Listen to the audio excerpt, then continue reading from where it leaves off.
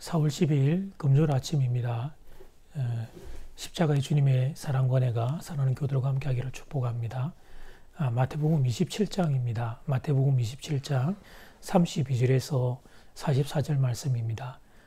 오늘 저녁 9시에 우리 금요기도회에서 또 만나도록 그렇게 하고요.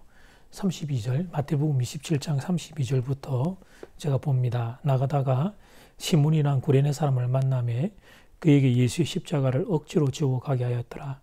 골고다 즉 해골의 곳이라는 곳에 이르러 썰개단 포도주를 예수께 주어 마시게 하려 하였더니 예수께서 맛보시고 마시고자 하지 아니하시더라. 그들이 예수를 십자가에 못 박은 후에 그 옷을 제비 뽑아 나누고 거기 앉아 지키더라. 그 머리 위에는 이는 유대인의 왕 예수라 쓴 죄패를 붙였더라. 이때 예수와 함께 강도들이 십자가에 못 박히니 하나는 우편에 하나는 좌편에 있더라. 지나가는 자들은 자기 머리를 흔들며 예수를 모욕하여 이르되 성전을 헐고 사흘에 짓는 자여 네가 만일 하나님의 아들이거든 자기를 구원하고 십자가에서 내려오라 하며 그와 같이 대제사장들도 서기관들과 장로들과 함께 희롱하여 이르되 그가 남은 구원하였으되 자기는 구원할 수 없도다. 그가 이스라엘의 왕이로다. 지금 십자가에서 내려올지어다. 그리하면 우리가 믿겠노라. 그가 하나님을 신뢰하니 하나님이 원하시면 이제 그를 구원하실지라. 그의 말이 나는 하나님의 아들이라 하였도다 하며 함께 십자가에 못 박힌 강도들도 이와 같이 욕하더라. 아멘. 말씀의 제목은 십자가 지신 예수님, 십자가 지신 예수님. 병사들은 예수님에게 십자가를 지우고 비아 돌로로사를 걸어가게 합니다.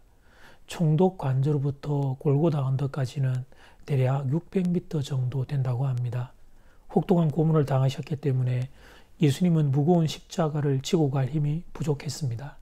구불구불하고 경사가 있어서 고문당한 사람이 십자가를 지고 이 길을 오르는 데는 시간이 꽤 걸렸을 겁니다.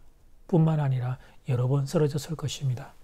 병사들은 예수님이 더 이상 십자가 지고 갈 수 없다 판단하고 대신 지고 갈 사람을 찾습니다. 그때 걸려든 사람이 구레네 사람 시몬입니다. 구레네는 아프리카 북부에 있는 도시의 지명인데요. 그곳에도 유대인들이 디아스포라 유대인들이 많이 살고 있었습니다. 구레네 사람 시몬은 6월절의 순례를 위하여 예루살렘에 왔다가 그만 봉변을 당하게 된 것입니다. 첫 번째, 예수님의 십자가를 대신 져 드립시다. 예수님의 십자가를 대신 져 드립시다. 오늘 본문 32절은 이렇게 기록하고 있습니다. 나가다가 시몬이란 구레네 사람을 만나매 그에게 예수의 십자가를 억지로 지워 가게 하였더라. 성경은 분명히 억지로라는 단어를 기록하고 있습니다. 이 사람이 길거리에서 구경하다가 재수없게 억지로 십자가를 지게 되었습니다. 지금 제가 재수없게라고 하는 표현을 사용해서 기분이 언짢은 분이 혹시 계십니까? 그러나 당시의 정황을 보면 정말 재수가 없는 상황이었습니다. 십자가의 무게는 어제도 말씀드렸지만 100kg이 넘는 120에서 150kg 정도가 되는 엄청난 무게입니다. 거기다가 이것은 단지 무거운 것으로 힘든 것만 끝나는 게 아니죠. 유대인들에게 있어서 십자가라고 하는 것은 저주받은 형틀입니다. 구약의 율법에 의하면 나무에 매달린 자는 저주받은 자라고 되어 있습니다. 그래서 유대인들은 그들의 신앙적인 이유 때문에도 십자가를 경멸하고 저주했습니다. 그런데 말입니다. 그렇게 저주받은 십자가를 지게 된 거예요. 재수없게, 억울하게, 하필이면 내가 십자가를 지게 된 겁니다.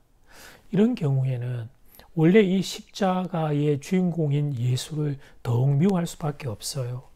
그 예수 때문에 내가 억울하게 십자가를 졌으니 그 원래 십자가의 주인공 예수가 얼마나 싫겠습니까? 무리들 중에 이후에 거기 있었던 이들 중에 많은 이 시몬을 아는 이들은 어쩌면 구레네 사람들도 있을 수 있는데 두고 시몬을 놀렸을 겁니다. 야, 너는 무슨 잘못이 있어서 그 저주받은 십자가를 네가 대신 졌냐? 그 많은 사람들 중에 하필이면 네가 걸렸냐? 그런 조롱과 비난이 많이 있었을 거예요. 그런데 세월이 흘러가며 놀라운 일이 일어납니다.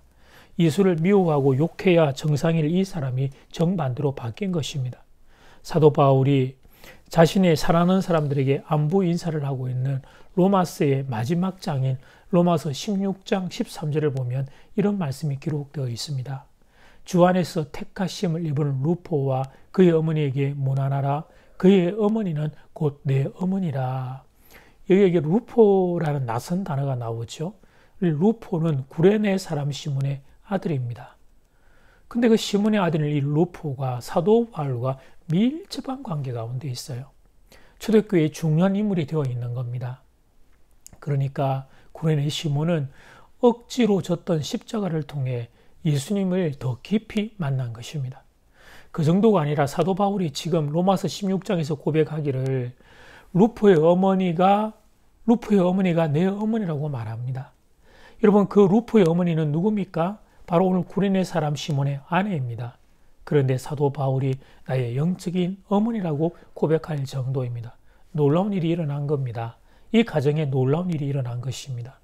억지로 졌던 십자가 통해 주님을 만나고 주님의 사람들이 된 것입니다. 사랑하는 교회 여러분, 때로는 말이에요. 억지로 짊어지는 짐이 놀라운 은총의 도구로 바뀌는 경우가 있습니다. 교회의 봉사를 통해서도 신앙이 자라는 이유가 여기에 있습니다. 혹자는 이런 말을 하는 이들이 있습니다. 마음이 없는 교회 봉사가 무슨 의미가 있는가? 억지로 하는 교회 봉사가 무슨 의미가 있는가? 이런 이야기를 하는 이들이 있습니다. 물론 이런 이야기와 질문의 의도를 모르는 것은 아닙니다. 교회를 섬길 때 마음이 담겨야지, 교회를 섬길 때 마음을 다해서 섬겨야지, 이런 의도가 포함되어 있는 이야기임을 잘 압니다. 그러나 사랑하는 여러분, 사람은 그런 식의 뭐 아니면 도 흑백의 극단적인 한 극단을 서 있는 기계가 아니죠. 여러분, 때로는 우리가 뜨거운 마음으로 그렇게 주님을 섬길 때도 있고, 때로는 여러분 우리가 좀 억지로 끌려가는 듯이 섬길 때도 있는 거예요. 교회 봉사만 그렇게 하는 것이 아니라 여러분, 우리가 예배도 그렇지 않습니까? 사람은 정말로 전인격적인 존재예요. 정말로 섬세하고 여러분 세밀하고 또 복잡하고 미묘한 존재입니다. 여러분, 우리는 어떨 때 예배를 드릴 때 열정적으로 예배를 드리지만, 어떨 때 여러분 내가 몸이 컨디션이 좋지 않거나 감기만 걸려도 그렇죠. 여러분, 우리가 몸이 마음에 영향을 미치기 때문에 그럴 때는 또 우리의 예배에 그런 열정이 약해지기도 합니다. 때로는 감정이 우리의 몸을 이끌어가기도 하지만 때로는 몸이 우리의 감정을 이끌어가기도 합니다. 예를 들면 그날 그 예배 드렸던 그날 이상하게 몸이 안 좋은 거예요. 그래서 컨디션이 안 좋으니까 그냥 밖에 나가는 게 싫고 자연스럽게 교회에 예배 드리러 가는 것도 싫어요. 그래도 예배는 빠질 수 없지. 그런 마음으로 억지로 교회 예배 드리러 나왔습니다. 그런데 예배를 드리는 중에 신기한 일이 일어나는 거예요. 처음 예배 드릴 때만 해도 몸도 찌뿌둥하고 마음도 좀 불편하고 좋지 않았어요. 그런데 예배를 드리는 도중에 이상한 변화가 일어나는 거예요. 하나님의 은혜가 내게 임하고 하나님의 사랑이 내게 임하면서 무너졌던 내 마음이 회복되고 또 이 마음이 회복되며 몸도 함께 회복되는 걸 느끼는 거예요. 그래서 사랑하는 여러분, 십자가는 억지로라도 져야 하는 겁니다. 그래서 교회 예배는 억지로라도 드려야 하는 겁니다. 그래서 교회 봉사는 억지로라도 해야 하는 겁니다. 우리의 마음은 왔다 갔다 하기 때문이에요. 그래서 여러분, 할 수만 있다면 여러분의 몸을 교회에 두는 것은 복된 일이 될 겁니다. 여러분의 시간을 하나님께 두는 것은 복된 일이 될 겁니다. 결국 우리가 몸을 두는 곳, 시간을 두는 곳, 그곳의 영향을 우리는 받게 될 겁니다. 물론 예배와 봉사에 우리의 마음이 담기면 너무나 좋죠. 그러나 혹시 그렇지 않을지라도 우리의 몸과 우리의 시간을 주님과 함께 있는 교회와 예배에 두어야 할 것입니다. 코로나 바이러스로 인해서 지금 학교를 갈 수 없다라고 이제 판단을 해서 온라인 수업을 대신하게 되었는데요.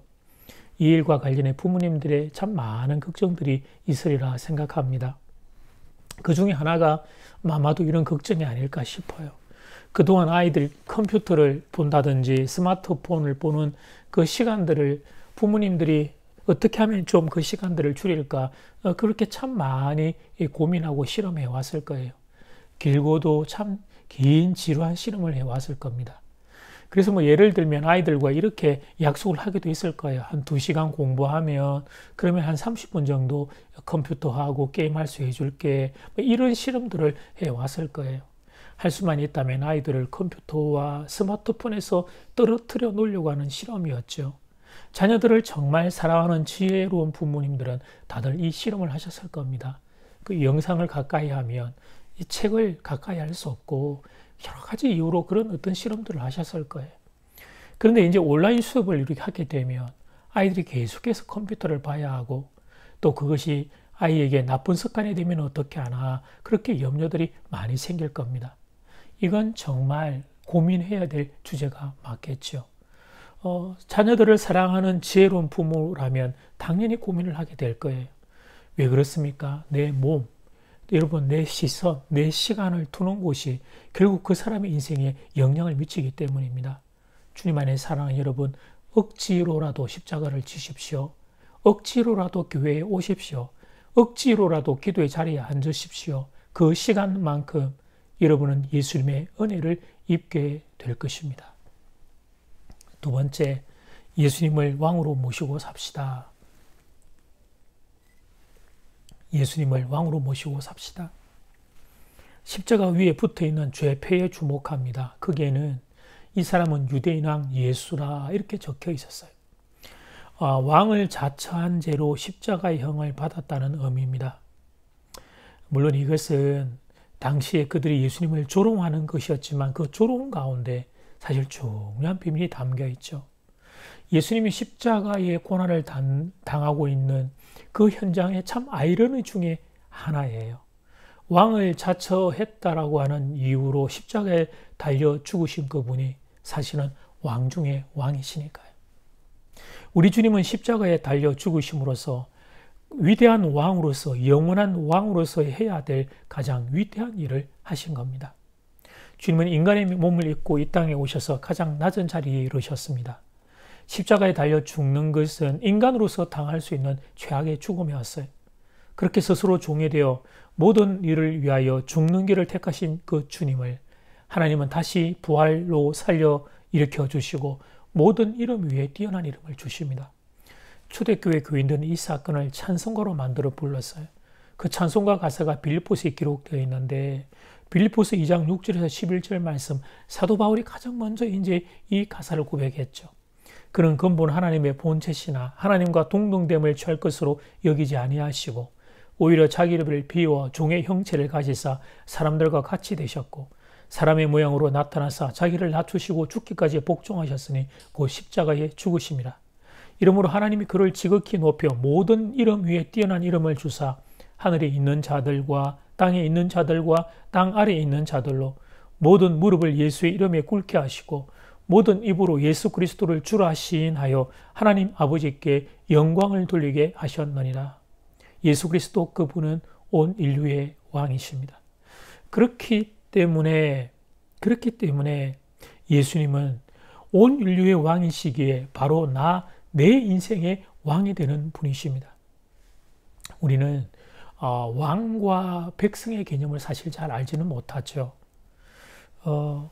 더군다나 이 시대에 우리가 내가 왕으로 내가 주인으로 살아가고 있는 시대이기에 내 인생에 누군가 다른 왕을 모신다는 게 뭘 의미하는지를 우리가 잘 모릅니다. 그러나 사랑하는 교회 여러분, 예수 그리스도는 우리 인생의 왕이십니다. 주인이십니다. 내가 중심이 아니라 예수님이 중심입니다. 내가 왕을 선택한 것이 아니라 왕이 나를 선택하셨습니다. 내가 왕을 바꿀 수 있는 게 아닙니다. 그분은 영원한 왕이십니다. 내가 결정하는 것이 아니라 주님이 결정하는 것입니다. 선한 백성인 우리는 왕이신 그분을 신뢰하며 순종하며 살아가는 거예요. 이것이 하나님 나라의 왕과 백성의 질서입니다. 최근에 제가 말씀드린 바 있는 구약의 실제 역사 이야기를 잠깐 드리도록 하겠습니다. 다윗 왕은 큰 죄를 범한 인생입니다. 바세바라고 하는 여인을 강제로 취하는 큰 죄를 범했습니다. 그런데 그는 하나님의 용서를 받게 됩니다. 반면 다윗의 후대 왕들은 하나님의 용서를 받지 못하고 그리고 민족의 멸망이라는 끔찍한 아픔을 겪게 돼요. 그렇다면 도대체 다윗과 후대 왕들의 차이점은 뭘까요? 다윗은 큰 죄를 범했지만 나단 선지자를 통해 자신의 잘못을 지적받을 때 그는 그 자리에 바로 엎드립니다. 자신의 죄를 회개하고 하나님 앞에 용서를 구합니다. 하나님을 하나님으로 인정해 드린 것입니다. 자신이 왕이라고 하는 이유로 하나님이 보낸 선지자 나단을 무시하지 않습니다. 하나님이 보낸 선지자 나단 앞에 무릎을 꿇습니다. 그리고 자신의 잘못을 인정합니다. 하나님을 하나님으로 인정해 드린 것입니다. 그러나 후대의 왕들은 하나님을 무시합니다. 하나님을 왕으로 인정하지 않습니다. 하나님이 보내신 선지자들의 말씀을 듣지 않습니다. 바로 이것, 하나님을 하나님으로 인정해 드리지 않았던 죄와 이것 때문에 이스라엘 민족이 멸망하게 된 것입니다. 사랑하는 여러분, 이것이 바로 우상 숭배입니다. 하나님을 하나님으로 인정하지 않는 것, 이것이 우상 숭배요 가장 큰 죄악이 되는 겁니다. 그런데 사람들이 하나님을 왕으로 인정하지 않으려고 합니다. 하나님께서 인간에게 주신 선물인 자아, 인격, 자유의지가 있다고 그것을 가지고 선물을 주신 왕이신 하나님을 제치고 선물을 받은 피조물인 인생인 자기가 그 왕의 자리에 올라서려고 합니다. 나를 만드신 창조주, 나를 죄에서 구원하신 구원자이신 예수 그리스도를 인정하지 않으려고 합니다. 어떻게든지 하나님을 부인하고 성경의 세계관을 짓밟고 무시하고 자기가 주인이 되려고 합니다. 내 마음대로 살고 싶기 때문이지요. 내 욕심대로 살고 싶은 거예요. 내 욕망대로, 내 고집대로 살고 싶은 것입니다. 최근에는 그런 경향성이 더욱 심해지고 있습니다. 그리고 방법이 더욱 교묘해졌어요. 하나님을 왕으로 인정하기 싫은 것, 자기 욕망대로 살고 싶은 것이 본심이면서 그런데 앞에서 말은 그렇게 하지 않습니다. 자기들의 그 속셈은 철저히 숨긴 채 다른 이유들을 표면에 내세워 교회를 핍박하고 성경의 세계관을 공격합니다. 문화적인 이야기로, 세계관적인 이야기로 교회와 성경을 공격합니다. 교회를 무너뜨려야, 그래야 자기 마음대로 살 수 있기 때문입니다. 그런데 안타까운 것은 성도들이 세상의 이런 교묘한 공격에 속아 넘어가고 있다는 사실입니다. 사랑하는 교회 여러분, 지금 제가 우리의 교회가 완전하다 그렇게 말씀드리는 건 아니에요. 잘못이 있고 그래서 우리가 하나님 앞에 엎드려 회개하고 용서를 구해야 합니다. 그러나 사랑하는 교회여, 세상이 교회를 공격하는 진짜 이유, 정말 중요한 이유, 핵심이 무엇인지를 알아야 합니다. 하나님을 하나님으로 인정하기 싫기 때문입니다. 하나님이 존재하는 한, 예수님이 존재하는 한, 교회가 존재하는 한, 성경이 존재하는 한 자기들 마음대로 살 수 없기에 그래서 교회를 공격하는 것입니다. 사랑하는 교우들에게 질문을 드립니다. 사랑하는 교회 여러분, 예수 그리스도가 왕이 맞습니까? 내 인생의 왕이 맞습니까? 우리 가정의 왕이 맞습니까? 우리 교회의 왕이 맞습니까? 이 나라 이 민족의 왕이 맞습니까? 주님 안에 사랑하는 여러분, 결국은 이 싸움이 될 거예요. 이 싸움이. 누구를 우리 인생의 주인과 왕으로 모시고 살 것인가? 결국 이 싸움이 될 거예요. 예수 그리스도를 우리의 삶의 자리에 왕으로 인정하고 받아들이고 모시고 살 것인가? 아니면 그 예수 그리스도를 없애버리고 내가 내 삶의 자리에 주인과 왕으로 자리할 것인가? 결국은 이 싸움이 될 거예요.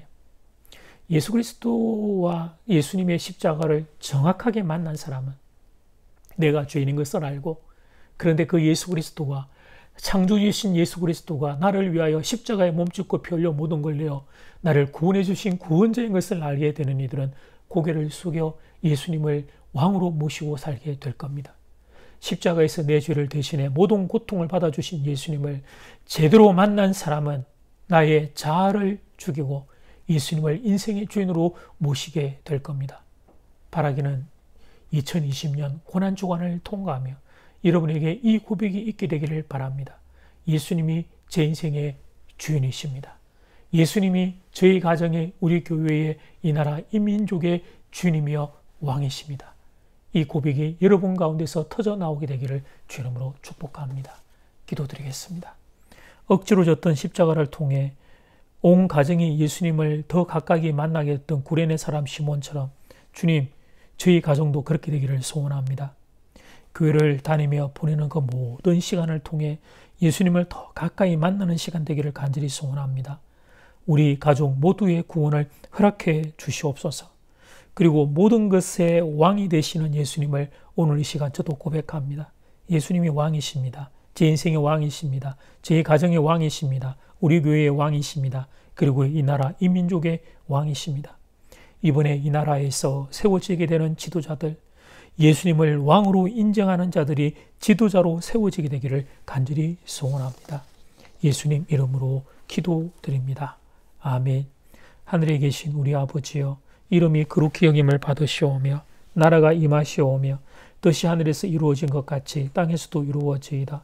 오늘 우리에게 일용할 양식을 주시옵고 우리가 우리에게 죄 지은 자를 사하여 준 것 같이 우리 죄를 사하여 주시옵고 우리를 시험에 들게 하지 마시옵고 다만 악에서 구하시옵소서. 나라와 근세와 영광이 아버지께 영원히 있사옵나이다. 아멘.